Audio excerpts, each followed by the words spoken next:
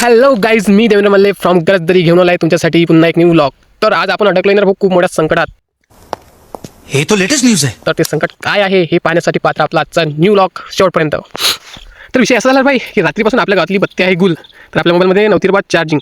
तर सर्वात आधी मी ज्या मोबाईलमध्ये व्हिडिओ शूट करत तो मोबाईल चार्जिंग लावला होता. पण नंतर आता लावला हा माझ्याजवळ आणखी एक जुना मोबाईल आहे, तो मोबाईल चार्जिंगवर. पण विषय असा आहे की आपला जो सिम आहे तो ह्या मोबाईलमध्ये आहे आणि आपल्याला तो सिम काढून आता आपल्या व्हिडिओ शूट करता मोबाईलमध्ये टाकायचा आहे. पण आपण सिम स्लॉट उघडायला पिनच नव्हती आणि तिथे भाऊ.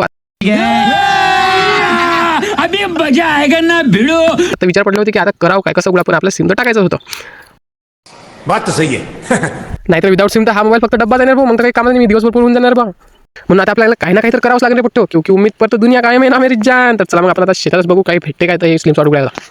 तर सर्वात पहिले आपली नजर पडली ना भाई या तारावर. म्हटलं चला जमणार भाऊ, आता उघडून जाते. प्रयत्न तर करून पाहिले, कारण हे काही आपल्या बजेटात बसणार भाऊ. नंतर लक्ष गेलं आपलं ह्या पराठीच्या नक्कीवर. म्हटलं येणं जमते बाप, पण काय हातात घेतल्यावर समजलं की नाही रे बा, येणं पण नाही जमत. म्हटलं चला आता काय ना काही पाहता लागेल. चला मग निघालो आपण पुढे. थोडं पुढे आल्यानंतर आपण तो एससी चिद्दी केली भाई की मला तर वाटलं आता आपल्या प्रॉब्लेमचं सोल्युशन भेटलं ना भाऊ.